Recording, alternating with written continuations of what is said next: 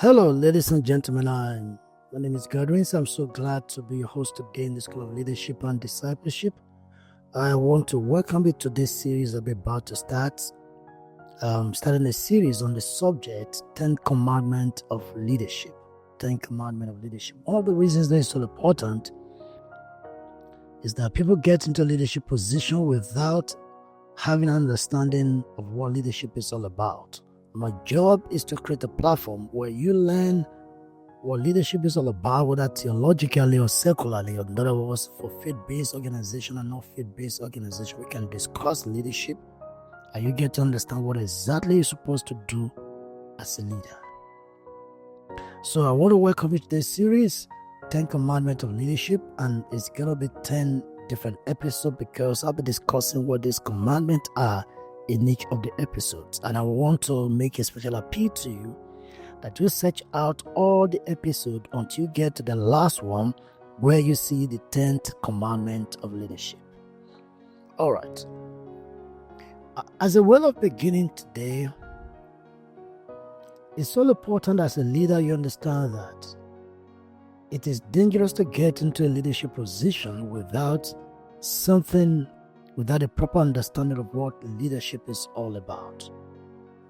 So, I will try my best not to define what leadership is all about, because in other series I've talked about that before, and I'm going to be talking about that more. But today, my focus is on the commandment, or the first commandment of leadership. And the first commandment of leadership is, thou shalt have a vision. That is the first commandment of leadership. Thou shalt have a vision. Well, let me try to explain to you that vision is not just about wishful thinking or daydreaming. Vision has to do with a clear mental picture of the future.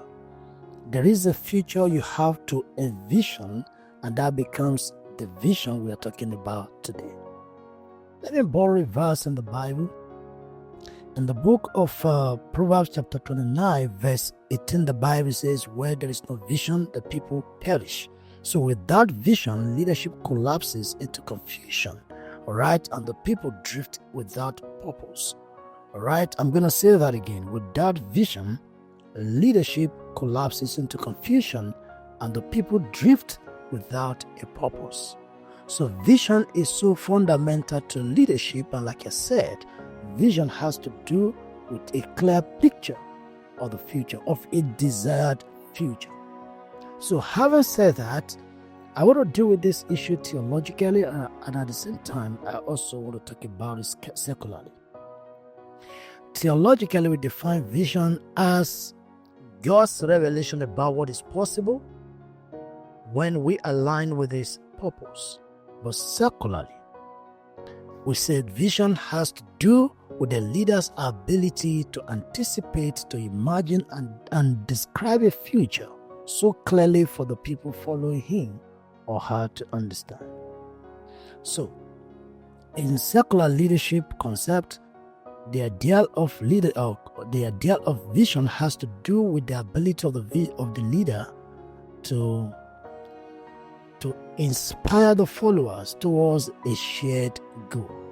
Okay, so one leadership thinker talked about vision as the act of seeing what is impossible or what is invisible to others. Therefore, when a leader has a vision, he provides direction for the people, mobilize the people, inspire the people towards the vision that he or she wants to achieve. I want to say that it's wrong to run an organization without a well-codified vision of the future. You just get into leadership position, all right? You become the head of a unit in your local assembly, like a church, or you become the head of a unit in your organization in the corporate world. You need to come out with visions that will enhance or inspire the people towards the fulfillment of the goal that you've set for the organization.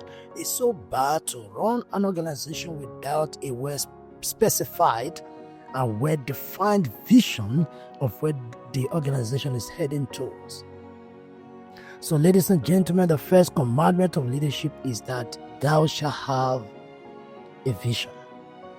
thou shalt have a vision. I have defined vision as the leader's ability to anticipate, to imagine, and describe a future so clear to the people that follow him. People are not just interested in activities. In other words, the best way to lead people is not just creating activities. Even if you have to create activities, the activities have to be tied to the vision of the organization. People are more willing to follow a leader that has a vision. I remember some time ago I was traveling on the highway, and the driver, we got to a particular spot, and the vehicle didn't move again, and people were asking the driver what happened, and the driver said, I don't know. As soon as the driver said he didn't know, there was more panic in the vehicle. If the driver had told us, even try to explain it in a way, even if he doesn't understand it, the likelihood is that people may be more calm when they see that the person driving the vehicle can provide some explanations to why the vehicle is not moving yet. Right? But as soon as the guy said he didn't know, there was more panic in the vehicle. So leaders provide direction for the people through vision. Leaders provide direction for the people through vision, inspire the people through vision, motivate the people through vision. If you want to succeed in leadership, you need to have a well-defined vision of the future, so clear to the people that are following you that they know where exactly we are going. It's dangerous to lead an organization without a well-defined vision. Your family needs a vision. Your community needs a vision if you're a community leader. Your church needs a vision. The ministry needs a vision if you are a faith-based leader. If you are getting into politics, and I said this is one of the reasons there seems to be so much confusion in our political settings in Africa and some other developing countries. Politicians get into leadership position, become political leaders without a well-defined visions of what they want to do for their country. Political party manifestos say a lot of things, but at the end of the day, nothing is said. Why? Because the visions are not backed up by actions. People just want to get into politics, make as much money as they can out of the place. And when I talk like this, sometimes I remember this man. I read this book many years ago. Godwyns. I may not have pronounced the name well. In case you're an Asian person, you come in contact with this video and I murdered the name of this man, you just have to forgive me from your heart. The first Prime Minister of Singapore, Godwyns, wrote a book titled From Third World Country to First World Country. This man described how he was able to lead his country from being a third world country to first world country. It's a product of vision.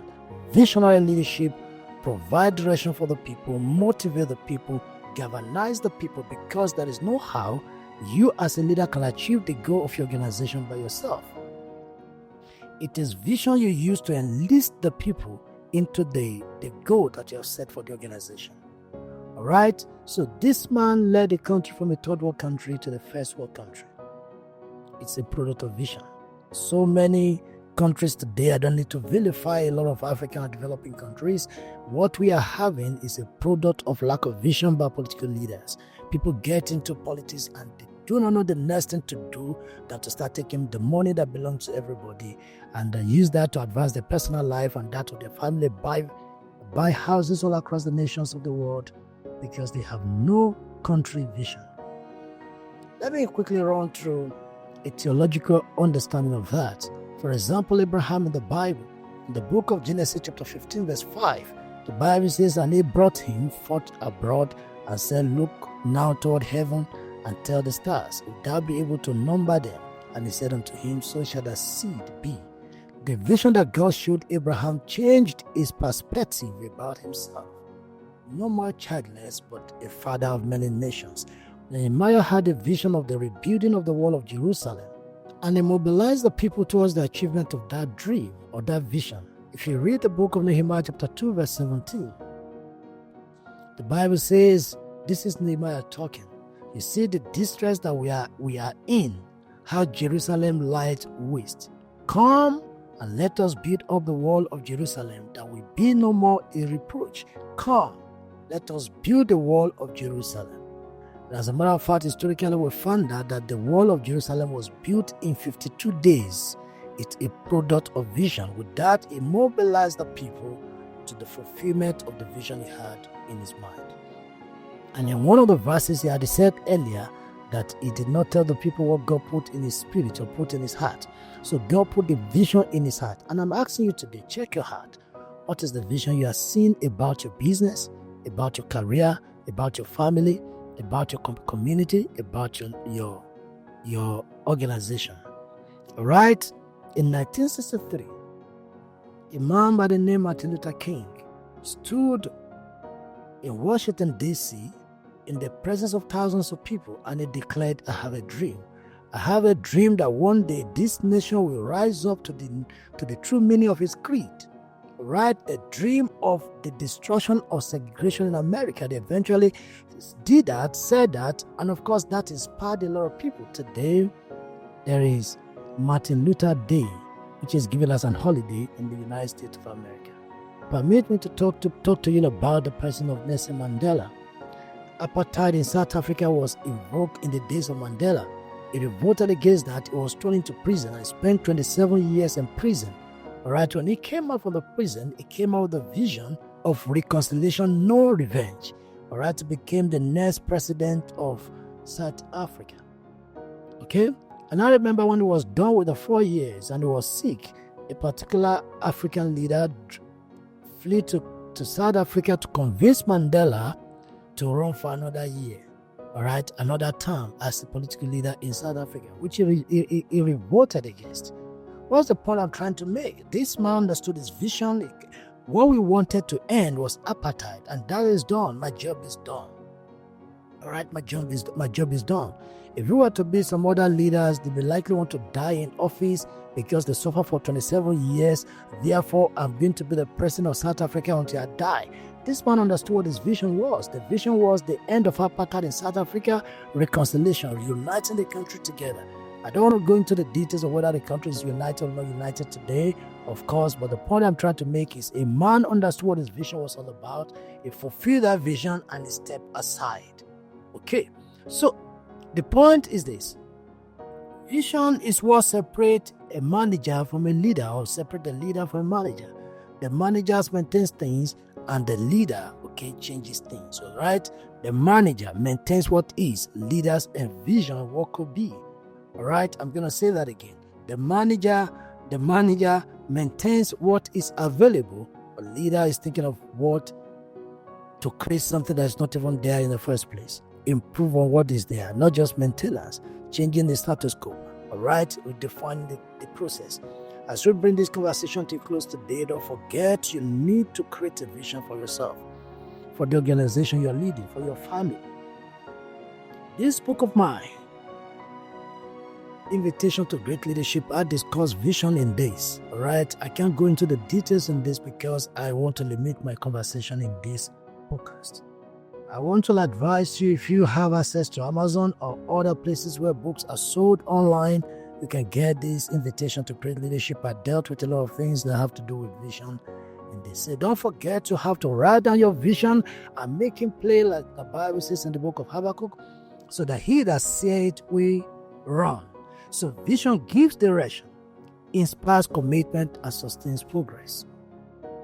Vision gives direction, inspires commitment, and sustains progress. Without vision, the people perish, but with vision, people flourish. Right? Without vision, people perish, but with vision, people flourish. My name is Godwyns. I'm so glad to come to your space today, and I want to make an appeal to you. Try your best to look for the rest of this video. Look for the second episode where I will be dealing with the second commandment of leadership. If this has been a blessing to you, please let somebody see it, let your friends see it, let your family members see it, and let your foes see it, and let us learn together. And don't forget to drop a comment and like the video, share it, and let somebody see it. Let's change our society. Let's change our community. Let's change our countries. Let's teach this subject that will help people to live a better life before God while they are still in this world. So don't forget, leader, don't just manage the present, see the future, paint the future, live in the future, and believe in the future yourself, and put actions in place to fulfill the vision that you have set for organization. I look forward to seeing you. And obey his words. Hey. He wants to live in you. He wants to use you to bring others to him. He wants to use you to build them for his glory. That is what the school of leadership and discipleship is so